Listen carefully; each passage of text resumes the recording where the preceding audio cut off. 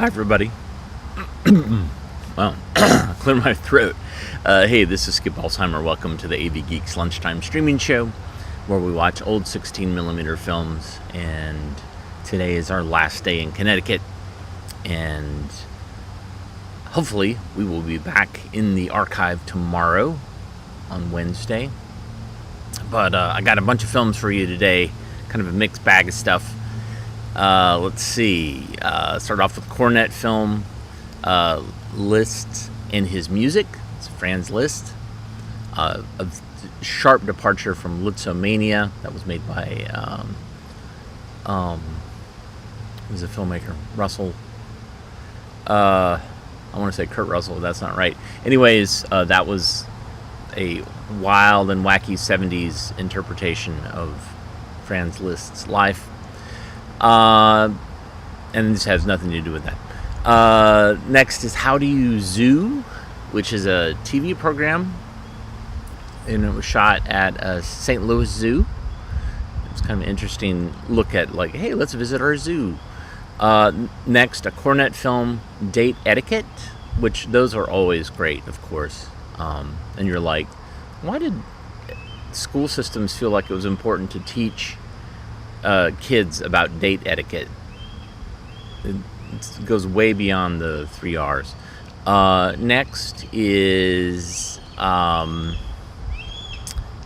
See Yourself Tonight, which is a odd program where they would show up at this place and basically interview people, and then they would see themselves later in the evening after they processed the film. So just kind of interviewing people. Then Cahill's Safety Belts for Susie, which is basically trying to get people to use safety belts, especially kids. And this is before safety belts were required in cars. So this was very early on. Oh, Tucker, I'm sorry. There's a dog out here. And then finally, we'll get back to cornet with Overcoming Fear, where a young teenager figures out how to overcome his fear and not to be a coward. Anyways, we'll be driving today. Hope you have a great rest of your day. If you like what you see, hit the thumbs up, hit the like button, subscribe. You can also go to ko-fi.com/avgeeks or patreon.com/avgeeks, and you can contribute to AV Geeks financially. You also can use the super chat or super thanks button, and that's another way that money will go towards buying coffee, buying Tucker a treat, or what likely will be spent on is storage fees and rental fees for all the storage units that we have. But I'm excited to be back in Raleigh tomorrow. I miss my cat. I miss the archive, showing you stuff live. So hopefully we'll see you tomorrow, live. Otherwise, it'll be pre-recorded again. So everybody have a great rest of your day. We will see you. Bye.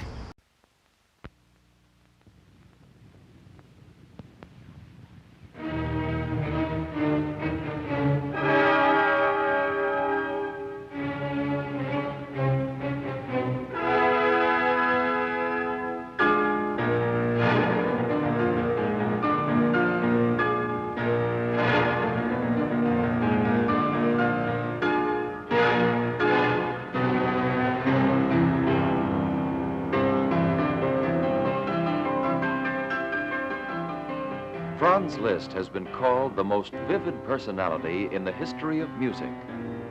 He was also known as the Prince of Pianists.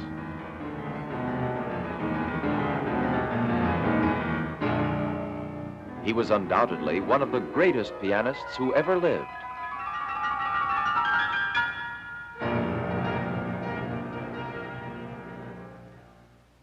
Liszt was also a great teacher. His amazing skill was passed on to generations of pupils to become a lasting influence in music.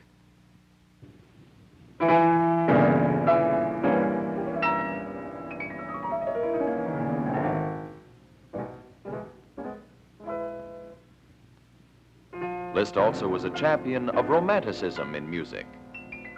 His long life, from 1811 to 1886, included the 1830s and the 1840s, a high point in the Romantic period. During these years, Liszt knew writers and composers of the Romantic school: George Sand, Victor Hugo, Paganini, Chopin, and many others.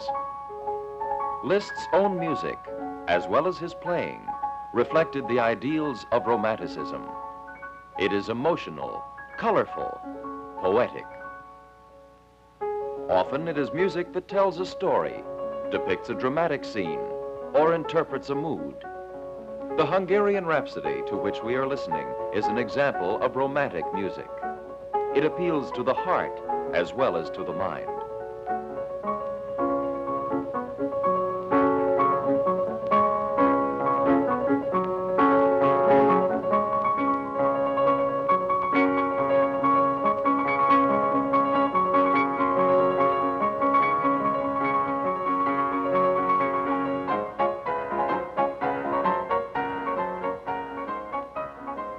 Often romantic music reflects the spirit of nationalism. In the gypsy folk music of Hungary, Franz Liszt found much inspiration. Hungary was his native land, and the life story of Liszt begins in Hungary in 1811. Franz Liszt was born in the village of Riding, Hungary, where his father was an employee of the celebrated Esterházy family. At one of the Esterházy palaces in Eisenstadt, an important event in Franz's boyhood took place. This fabulous palace was the country home of Prince Esterházy, patron of poets, painters, and musicians. It was here, in a setting that reminds us of a fairy tale, that 9-year-old Franz was brought by his father to play for the prince. With this visit, the boy pianist began his amazing career. After his success here, the next stop was Vienna. Here he played a series of concerts. One of his audiences included the great master Beethoven, who said of the boy Liszt, "He will be heard from." After studying music in Vienna, Liszt and his father made their way to Paris, the great capital of culture in Europe. Unable to enter the Conservatory of Paris because of his foreign birth, Liszt studied with private teachers in Paris. He was being compared to the boy prodigy Mozart.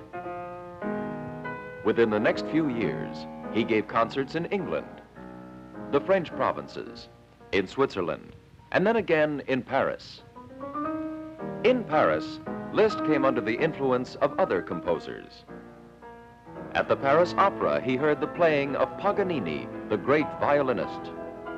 The music we're hearing is by Liszt, based on a violin caprice by Paganini. Liszt was dazzled by Paganini's great skill, and he was impressed too by this orchestral work by Hector Berlioz, the Symphonie Fantastique, a romantic composition. Hector Berlioz was an important figure in Paris, a member of a circle of people that included Parisian aristocracy. In 1834, in her Paris home, Liszt met the Countess d'Agoult, a brilliant woman, who was one of the great loves in his life. Liszt often performed for friends gathered at her home. Berlioz later described these informal concerts in his memoirs.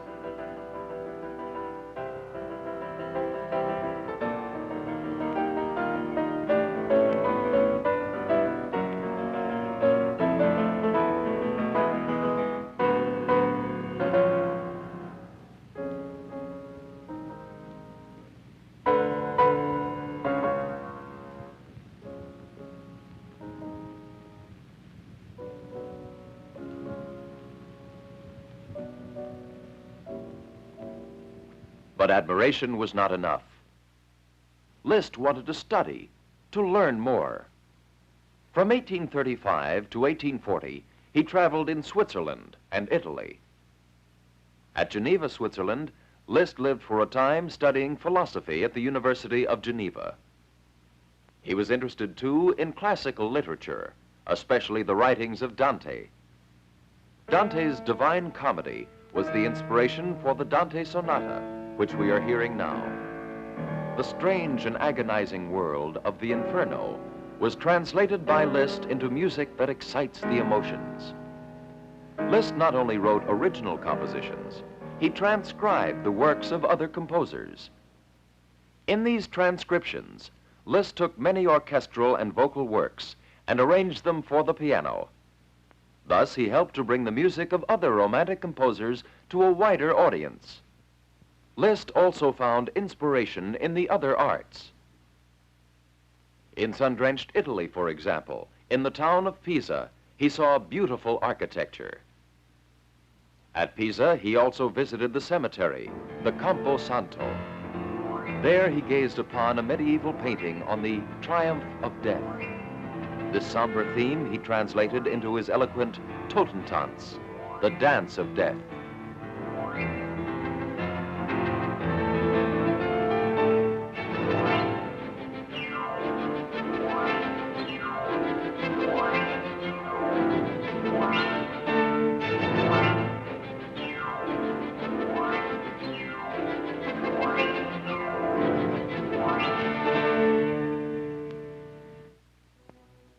But it was life, not death, that Franz Liszt poured into most of his music. From Italy, with its warm and beautiful landscapes, from cities rich in beauty and history, he was ever gathering the sights and sounds that would go into his romantic music. I live, he said, not in myself, but I become a portion of that around me. In Rome, in the Sistine Chapel, Liszt studied the works of Michelangelo and other artists. He said, Michelangelo and Raphael make me better understand Mozart and Beethoven. Constantly seeking to understand himself, Liszt turned more and more to religion, which had always interested him. On one hand, he sought meditation and spiritual experience. On the other hand, he could not forget his world fame as a performer. Once again, he decided to make a tour. Through the beautiful Rhineland country, wherever he went, he was acclaimed. The tour took him to many cities, such as historic Koblenz. In Cologne, he played in ceremonies celebrating the completion of the cathedral. In Bonn, he played for a Beethoven celebration. After being heard in nearly every major city in Europe, Liszt brought his concert tours to an end. Liszt was now more famous than ever. The music we are hearing is the Concerto No. 1 in E-flat. It is among the many important works Liszt composed in the town of Weimar, Germany, where he settled in 1848. The master study in Weimar became the center of his teaching and composing. Yet success did not seem to offer satisfaction. The influence of religion was stronger than ever, and so Liszt returned to Rome, the great religious center of Europe. Here in 1865, the composer decided to become a member of the priesthood. Liszt, the prince of pianists, became the Abbé Liszt. For the rest of his life, he was busy both in Rome and in Weimar.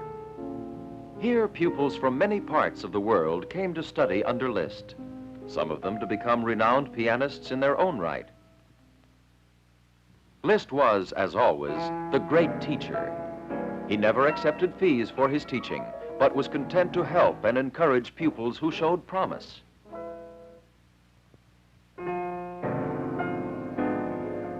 Always a champion of others, Liszt not only encouraged his own pupils, but also young composers. The career of Richard Wagner was greatly helped by Liszt. And it was in Wagner's home in Bayreuth, Germany, that Liszt spent his last days. Here he no doubt pondered on the meaning of life and the meaning of music. Many elements had gone into the making of his music. Classical literature had furnished some themes, as had the poetry of romantic writers. There was the influence of religious experiences, and the influence of the music of other romantic composers. His own unique contribution to music was the symphonic poem, of which Les Préludes is a good example. In the romantic tradition, Les Préludes translates a dramatic idea into music. Of this symphonic poem, Liszt wrote, "What is life but a series of preludes to that unknown song of which the first note is death?" In a way, Les Préludes sums up his music and his life. Once Liszt had written, "I have felt that the various aspects of nature did not pass before my eyes like meaningless pictures, but that they evoked profound emotion within my soul." Liszt was talking about impressions, impressions that evoked music. This was the theory that was to affect much of the music of the future.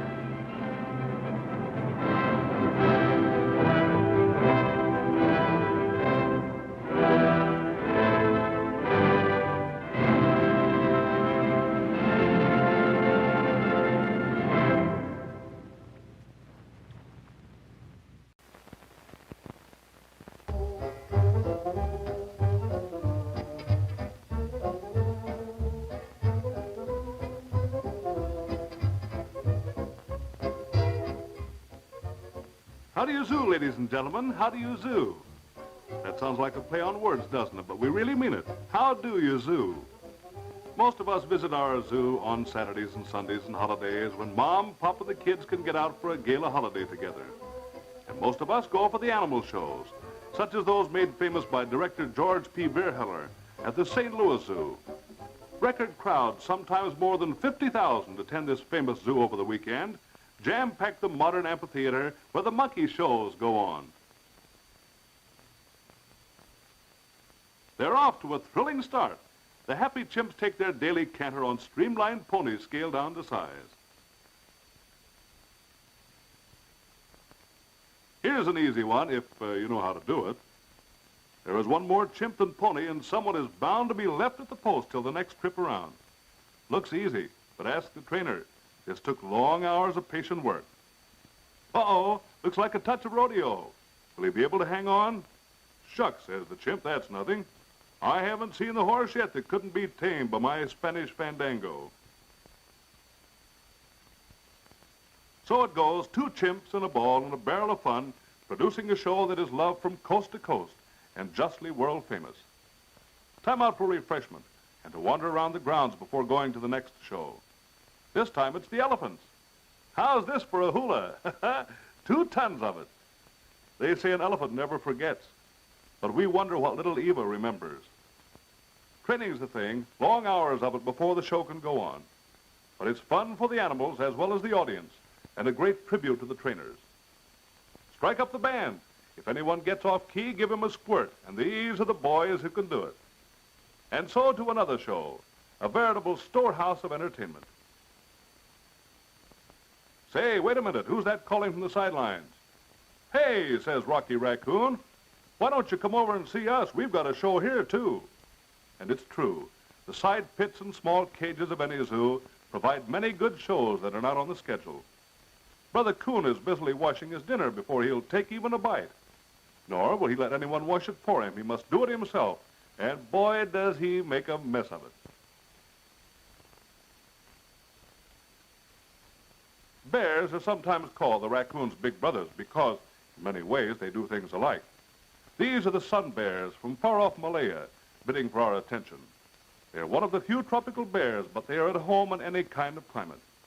Here at the zoo, they lead a happy life and love to show off the tricks they have taught themselves. Carlos knows one, a very spectacular trip on the spare tire, if he can only get those feet up.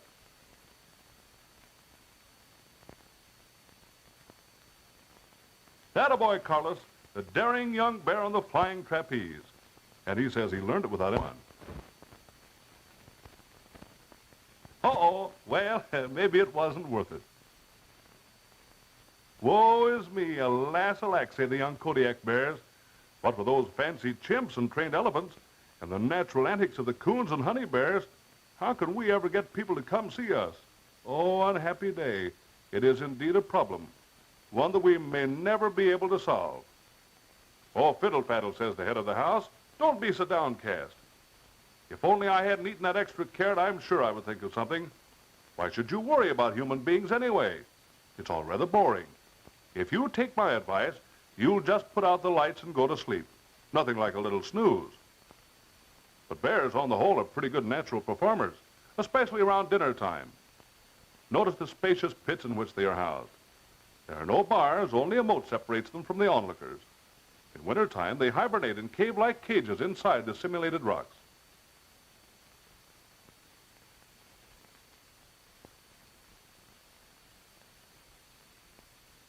Everything possible is done to make the animals comfortable. This polar bear comes from the vast solitudes of the far north and is equally at home on land or on the water. The soles of his feet are quite hairy, enabling him to retain a firm footing on slippery surfaces. Polar bears love to dive, which is unusual for such large animals, and they are excellent fishermen.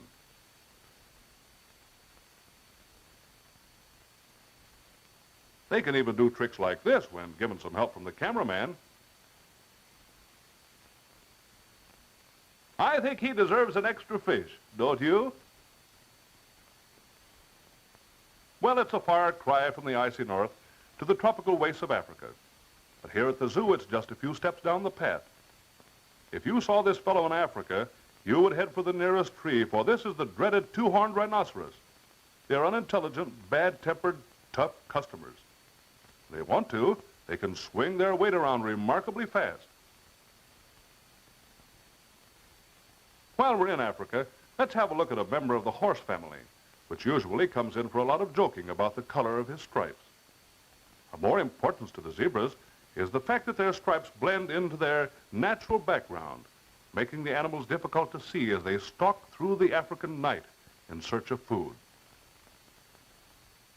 Well, what's this coming up over the mountain? None other than our old friend, the greater kudu, one of the 135 different kinds of antelope to be found in Africa. Obviously, only the male could support such horns as these, which sometimes go to 3 1/2 feet in length. What a lot of fun he could have with a bunch of toy balloons.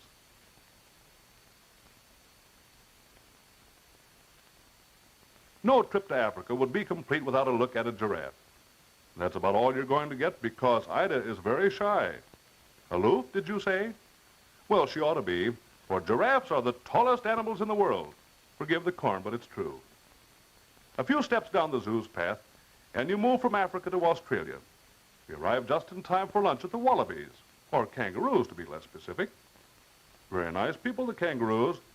We entered the pit quietly so as not to disturb them, and they sat quietly eating their lunch while we made these close-ups. But all the time we had the feeling that something was about to happen. And our hunch is right. Lunch over, the original guided missile takes off and you're never quite sure where he's going to land. Notice the difference in size between the front and back legs and the use of the tail when he stops. Say, do you realize how far you go when you take a few steps in a modern zoo? From India to the Arctic regions, to Africa and Australia, and back to North America. That's quite a few thousand miles even for such long-legged birds as these. These are the cranes, the pelicans, the storks. As these more spectacular birds pass in review, we realize how much has been written and photographed about their life story. For the moment, suffice it to say that they play an important part in any well-rounded zoo. Here we come to a group which the zoo calls the South American pampas scene. The pampas, once the bed of an ancient sea, has been turned by civilization into a great cattle and agricultural area. But the foothills and surrounding mountains are populated by wild animals. And here a group of these animals live in perfect harmony. The wild guanaco and the more domesticated llama and alpacas are members of the camel family.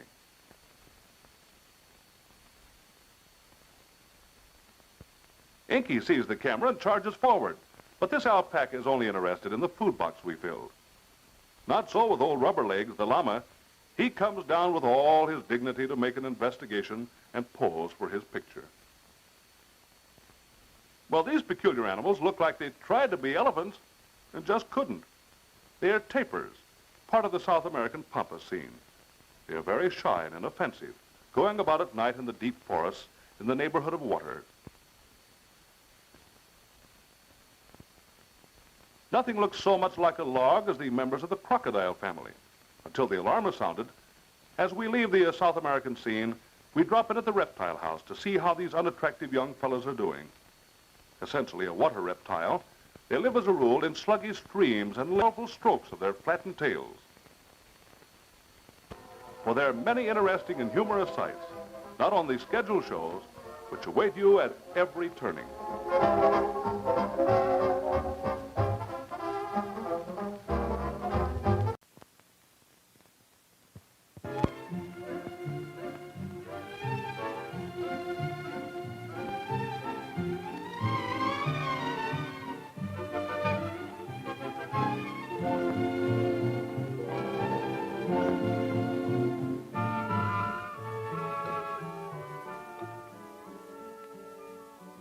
Have you ever worried about how to ask for a date or how to act when you're on a date?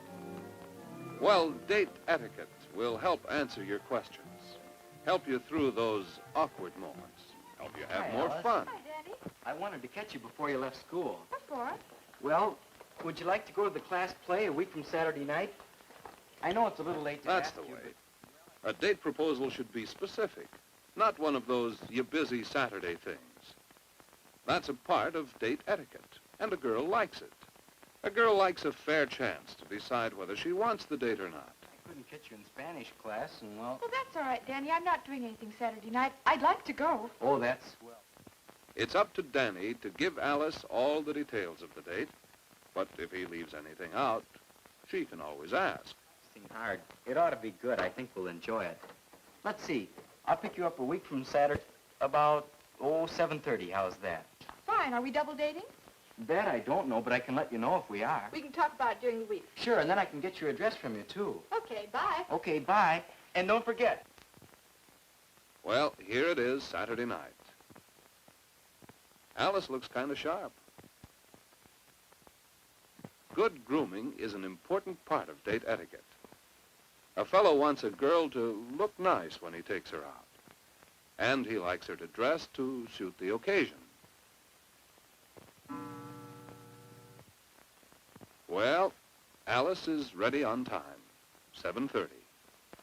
That's when Danny was supposed to be here. And he is here. He's dressed to suit the occasion, too. Danny's timing is good. Not too early, but not late. Very nice. And on the first date, a fellow likes it when the girl meets him at the door. Meeting her parents can be uncomfortable if it isn't handled well. Mother, this is Danny Johnson. How do you do, Danny? Dad?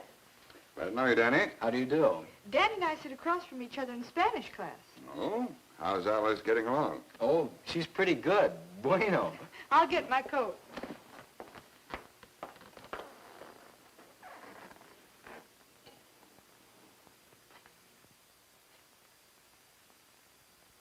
Alice tried to get a conversation going, but it didn't quite come off. What do you do in a case like this? Did Alice tell you where we were going this evening? Yes, the school play, but she didn't tell us what it was. Oh, it's a new comedy called January Thaw. It's supposed to be very good. Oh, I remember reading about that. It played on Broadway last year, didn't it? Yes, it did. Just about... Well, Danny's doing all right, it seems. He's comfortable, and he's made Alice's parents feel comfortable. He's making a good impression on them, too. Of course, the conversation isn't anything special, but for a starter, talking about the date is good enough. Parents are always interested in that. Say, I like that coat. That's really good looking. Oh, thank you. We'll be home before 12, won't we, Danny? Oh, sure. By 12? Well, the play starts at 8:15. It should be over by 10:30. Sure, we'll be home before 12, probably 11:30. Good. Let's make it 12 at the latest, just to be safe. All right. All right. Good night. Have It's a lots of good fun. idea for the girl to set a coming-in time with her parents. And when the boy backs her up, her parents know that the two are looking out for themselves. As they walk, notice that Danny will change his position. Of course, walking on the curbside isn't really necessary, but it's polite.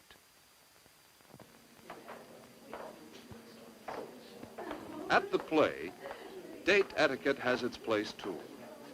Watch when they enter the auditorium. The girl follows the usher as she would at a movie theater. See? And if there hadn't been an usher, then Danny would have led the way. Well, hadn't been an usher, then Danny would have led the way. Well, the play's starting. Let's come back at intermission time. Now, here's something for you girls to notice. Watch Alice. See how she turns aside a little?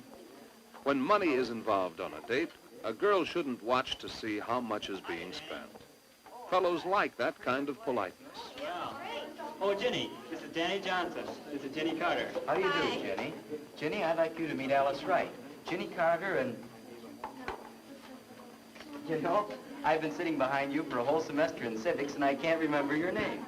When you don't quite know what to do, just be natural. That's the most important part of date etiquette. Being natural. And here's another point. When you're out, it's good to mix with the others, but remember that your date is your first consideration.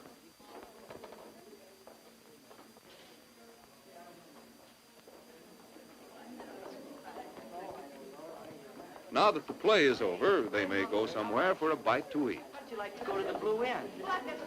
They don't have to, but if they both feel like it.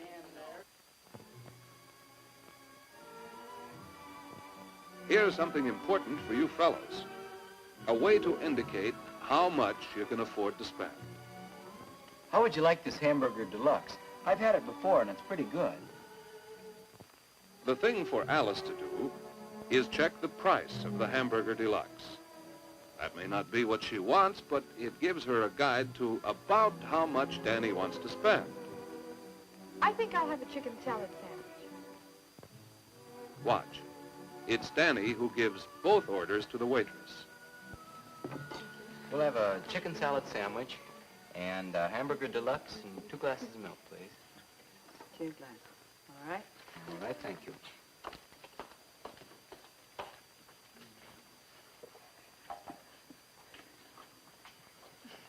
Well, here's another one of those awkward moments. What to do? Try a little date etiquette.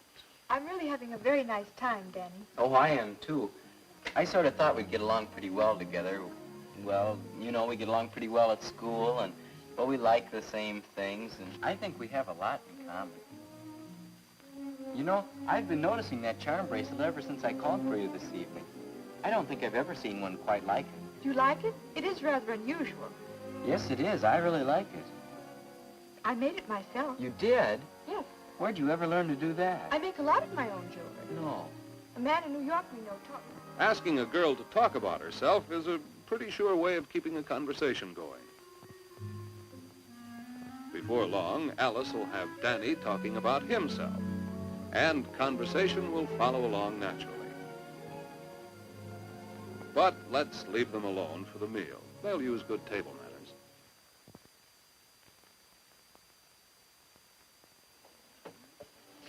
Thank you. Are you ready to go? Uh-huh. All right. Your coat. Of course, Danny helps her with her coat. And he won't forget the tip. You know, in most eating places, tips are customary.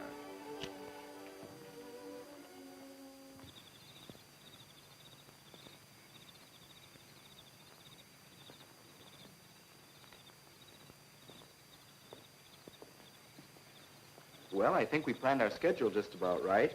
It's not 12 yet. I don't think my folks are still up. He hasn't yet asked her for another date. A little hint might help. Parents are. I really had a wonderful time, Danny. Thanks for asking me. Danny's pretty sure now that Alice would accept another date if he asked. It was all just wonderful. Well, I do think we have fun together. Uh-huh, we do. Maybe we can plan something for later on. I'd like that. Well, we can talk about it at school. Uh-huh. Well? No, there won't be a goodnight kiss. Not on the first date. Neither one really expects it. And so the date's over, and we've seen some practical examples of date etiquette, the kind of behavior that girls like to see in boys and boys like to see in girls, the kind of behavior that makes dates a lot more enjoyable.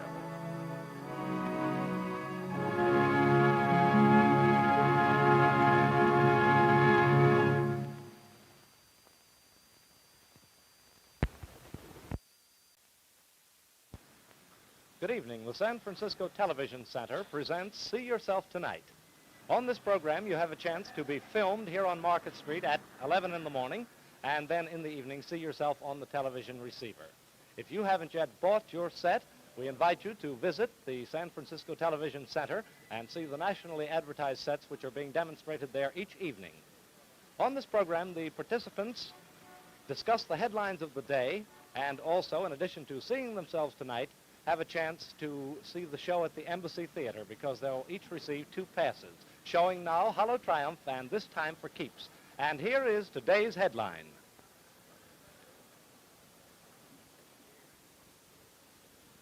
Now we're going to turn to the audience here. Could we have someone in the audience? How about this young man here, a soldier? Come on over, soldier. Glad to see you here. Will you stand right in here? Thank you. What's your name? Stanley Blanis.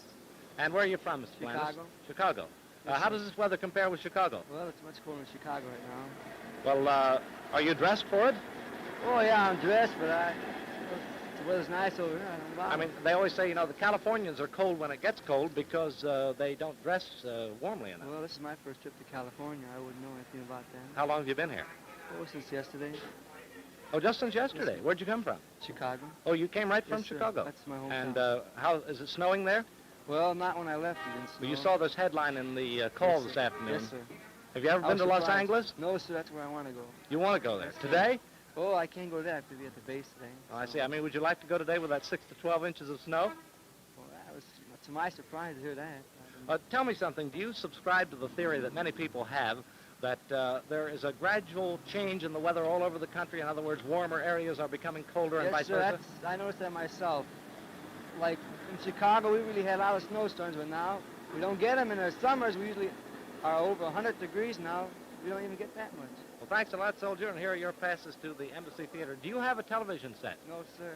Well, we'd like you, while you're here, if you have a chance, to drop into the San Francisco Television Center and see the RCA Eyewitness, the Hoffman, the Philco, and the many other sets that are being demonstrated there. Thanks a Yes, lot. sir. Here are your passes. Hope you enjoy the show. Now we'll try for another one here. Here's a young lady. Would you come over, please? What is your name? Sheila Olson. Sheila Olson, and where do you live in San Francisco? Yes, I do now. Now, where'd you live before? In Saskatchewan, Canada. Oh, well, did you see the headline in this afternoon's paper? Did I ever? How do you feel? Well, it's cold, but it's not as cold here as it is where I come from. Oh, I see. Well, that's nice to know. Tell me, do you subscribe to the theory that the weather is changing all over the country? Well, I kind of think it is. Does that apply to Canada, too? Yes, I believe so. Are your winters getting warmer there?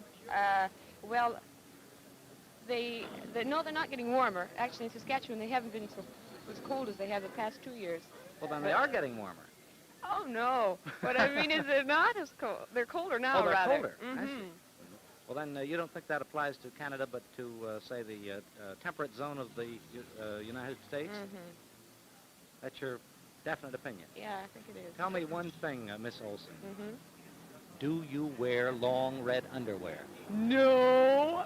Do you have a television set? No, I haven't.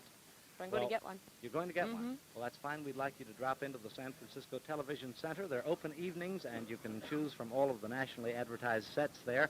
See yourself tonight at the Television Center, and also, I'm fumbling for my passes here for the Embassy. Oh. If you'll step aside, I'll give them to you in just a moment. Okay. Thank you very much, Miss Olson.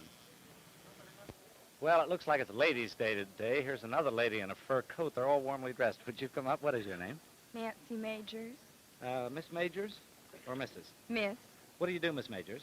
I'm a student at the Tall Avery School of Radio Arts. Oh, I see. Well, this is right in your line. Are you studying television acting?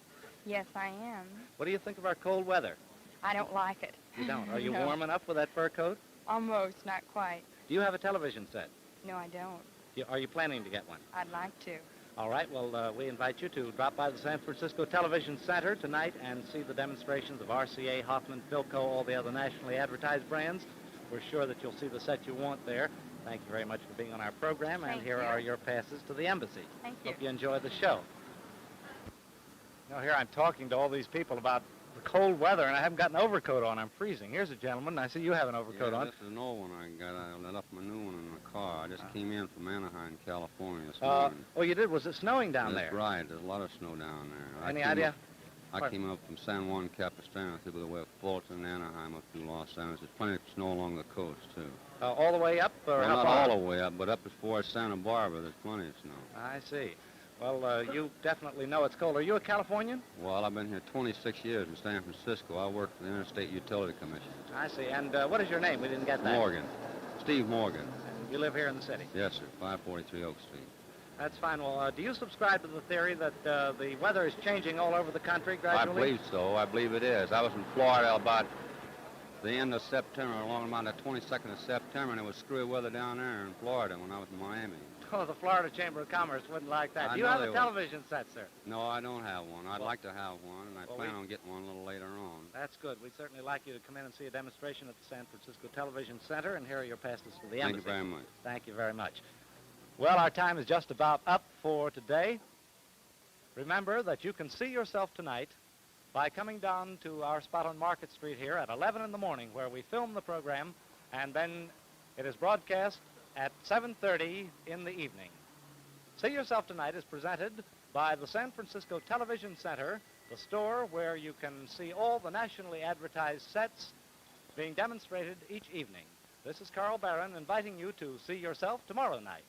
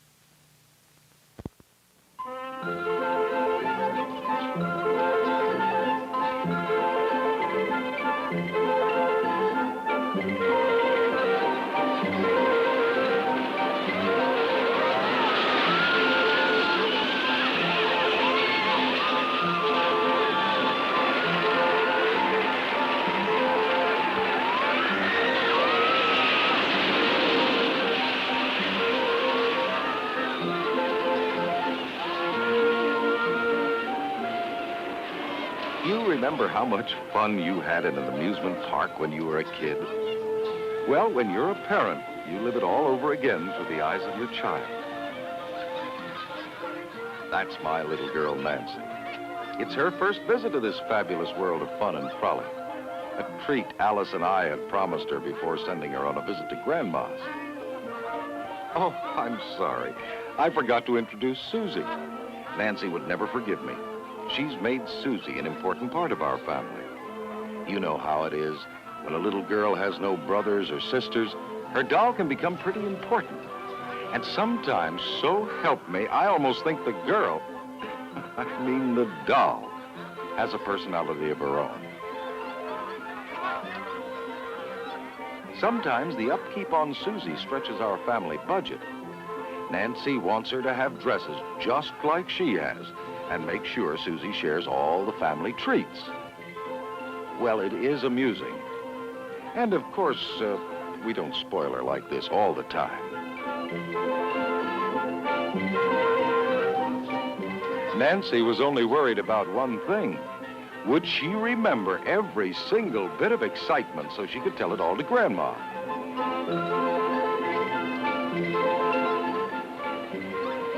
Alice said roller coasters are all right.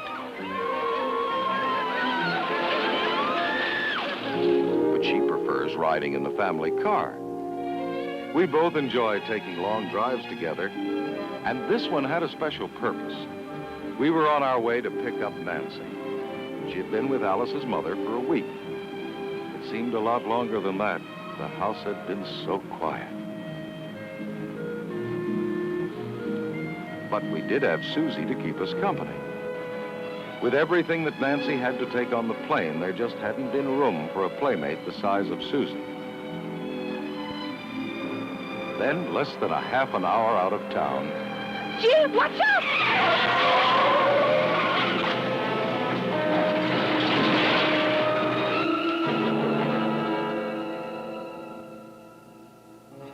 Although we were both wearing seatbelts, Alice was badly shaken up.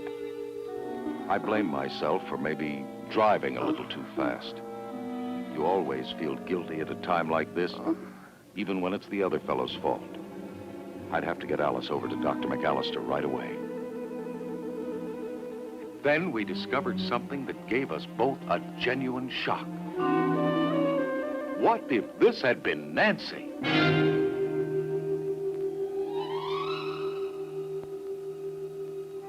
I examined both Mr. and Mrs. Norwood and was happy to tell them that apart from a few abrasions and shattered nerves, they had suffered no serious injury.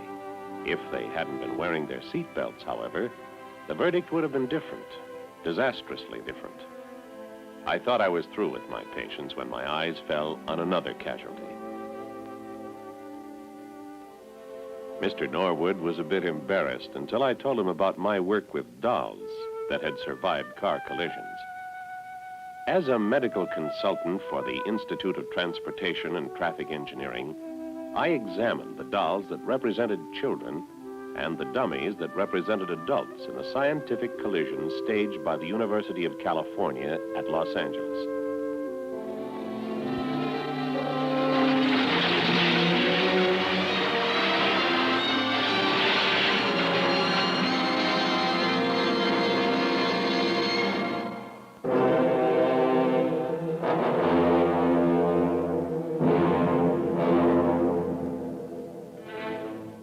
Strategically placed cameras covered everything that happened during impact. We were especially interested in what happened to children with and without belts because this subject had not been explored. But even though they were only dolls, and even though these were scientific experiments, we couldn't avoid a feeling of tension and a sense of impending tragedy. For several months, the collision experiments continued at different speeds, at different points of impact, sometimes with the passengers belted, sometimes unbelted.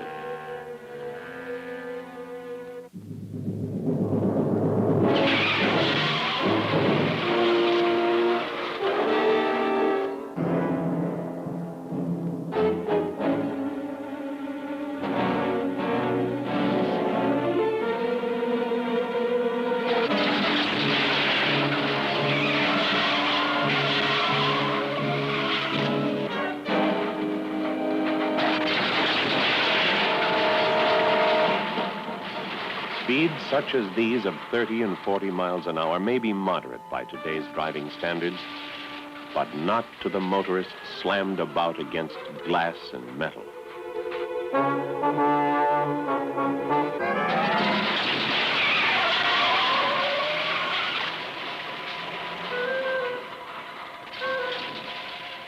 Children should never be allowed to stand on the seat of a car. Sitting tends to restrict body movement generated by the forces of impact to the rear seat.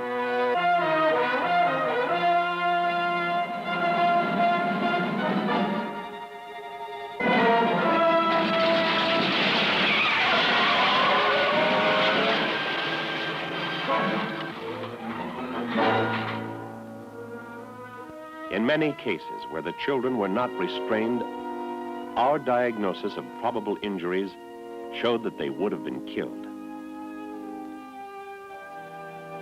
Babies held on laps were thrown completely out of the car. Even in the most severe collisions, university findings showed that the infants were safest in bassinets, with the long axis of the bassinet aligned with the longitudinal axis of the car and strapped in this position. We also found that infants or children must never be held on the lap and restrained with the adult's belt, as collision forces tend to crush the child. Perhaps you think a collision can never happen to you, but the children will be safer if you admit that it could and prepare accordingly.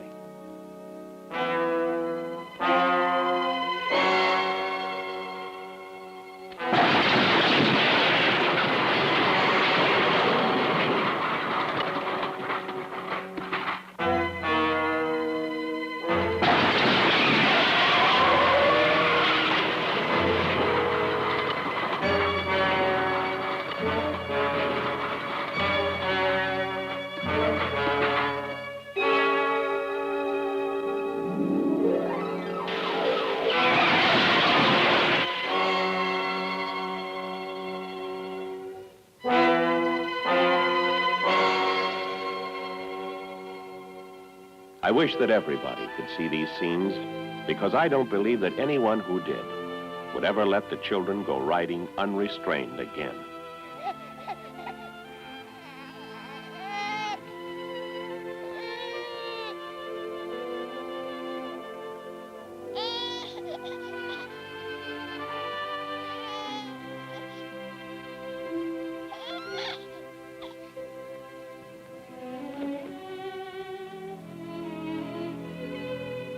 Of course, I had already made up my mind to have the back seat belts installed while the car was in the shop. And we never go anywhere now that we aren't all safely belted. Oh, yes. You're probably wondering about Susie. Dr. McAllister knew where to send us, and now she's as good as new. She may be only a doll, but she's never left out. And that includes a safety belt for Susie. Many people who would do anything to protect their children do nothing to save them from injury, pain, or death in the motor accidents that can happen at any time. This is a frank appeal to all mothers and fathers. Without restraints, such as safety belts, the rear seat of an automobile in itself is not adequate protection. University research shows that children who will otherwise be killed can live to prove that safety is no accident.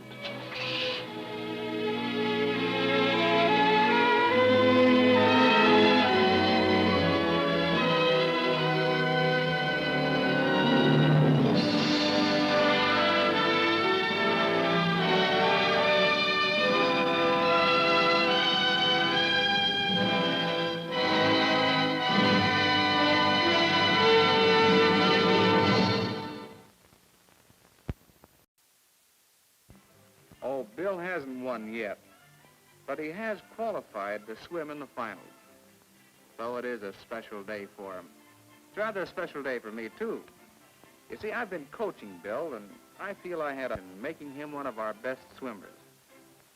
But I said something about a handicap, didn't I? Well, there was a time when Bill was severely handicapped as far as swimming goes. He used to visit the pool once in a while, but it was the same story every time.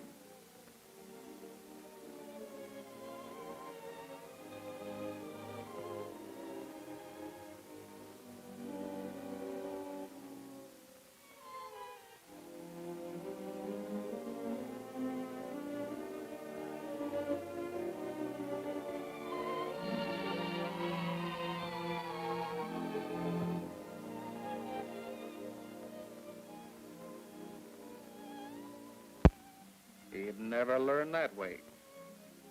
Yes, Bill had a handicap. That handicap was fear.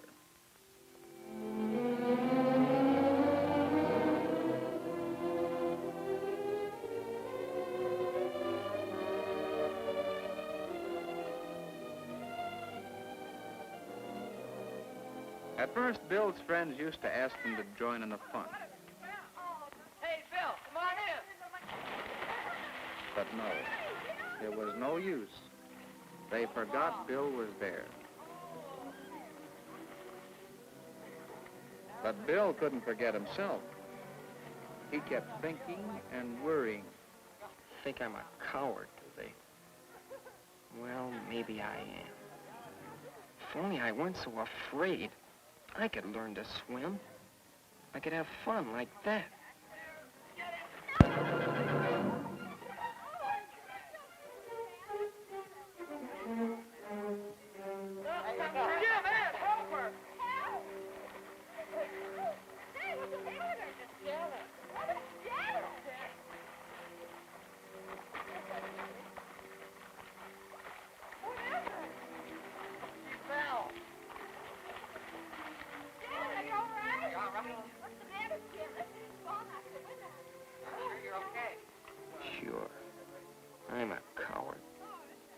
Afraid of the what?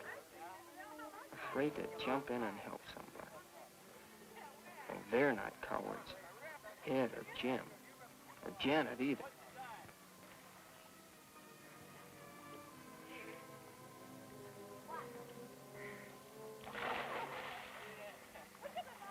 They say if you fall off a horse, you should get right back on as soon as you can, so you won't be afraid of horses. I guess she's not going to let this thing worry her. Well, what's the use?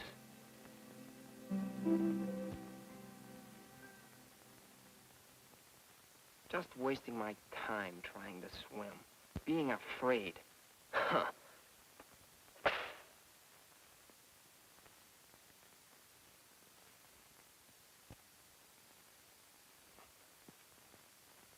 Giving up? Yeah, giving up, that's right. You're Bill Brent, aren't you? My name's Barker. I'm the swimming instructor around here. I've noticed you out there. You really want to swim, don't you? Oh, it's no use, Mr. Barker. I'm afraid. I'm a coward. You're the first coward I've ever known that had courage enough. Does that make you a coward? Most people are afraid of something. Most folks are afraid of wild animals.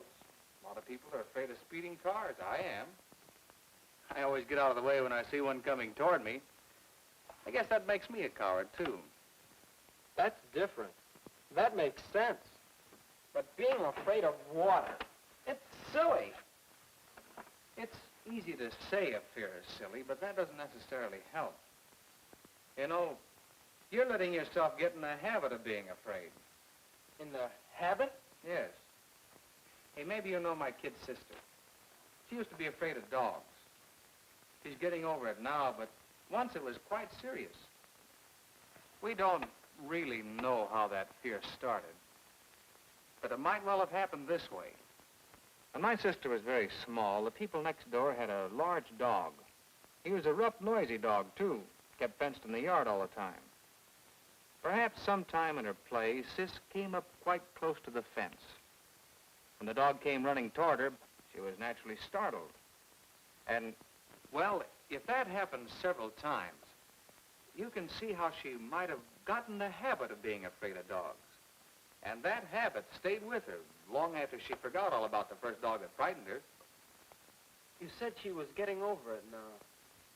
How did she do that? How did she? Well, she knew it was an unreasonable fear, and she wanted to overcome it. So she and I worked together. We figured she should know dogs.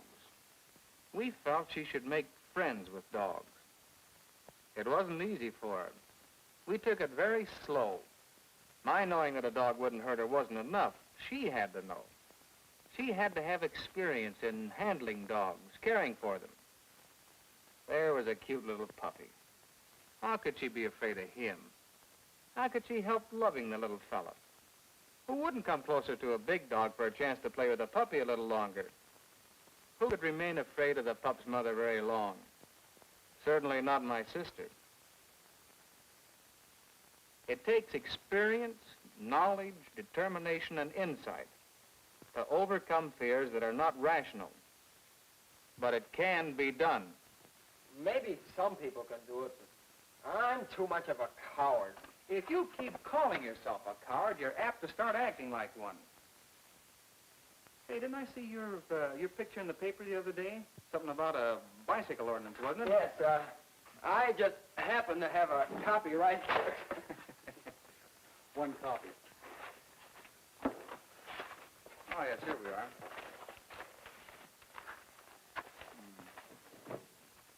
You deserve to be proud of yourself. Student defends bicycle ordinance.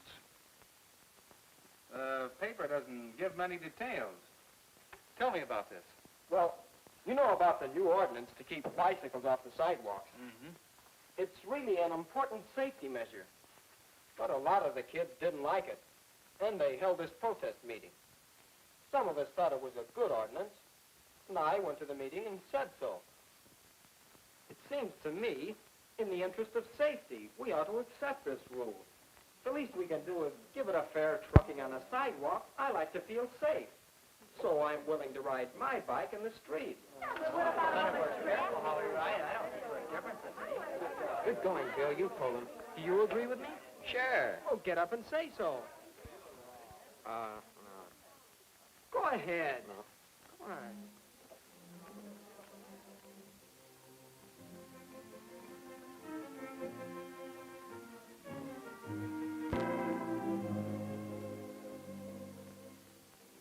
I tried to get Ed to speak up, but he wouldn't. And the kids are still all steamed up. I don't know. The courage of your conviction. Huh? About Ed. You said he wouldn't speak up even though he agreed with you. Would you say... Afraid? Well, I guess. But that can't be. Ed helped Janet today when she stumbled into the water. He's no coward. The other day you stood up for what you thought right against opposition, so you're no coward. You showed what we call moral courage. Well, maybe. Maybe I'm just a part-time coward in the water. That's where I'd like to help. Do you want to learn how to swim? Well, Come on, then. Let's get started. That day, Bill started overcoming his fear. He was in the habit of being afraid. So the important thing was to get him in the habit of not being afraid.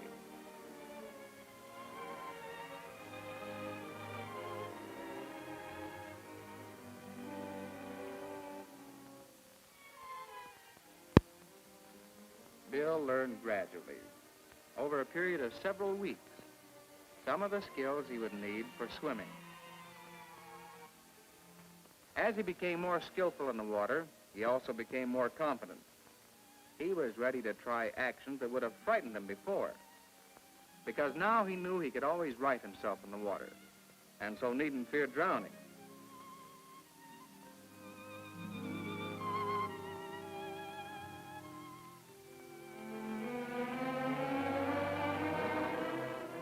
Then, as he learned more, Bill gradually eased into deeper water.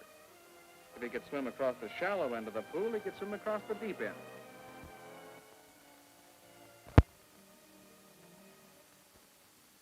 And, of course, the better he could swim, the less Bill feared the water. And he overcame his habit of fear. He became confident. Whether or not he wins in the swimming meet, he has proved to himself and to others that he is not a coward. Well, we all have little fears which hamper us. We should take a tip from Bill. Our lives can be richer, happier, if we overcome our fear.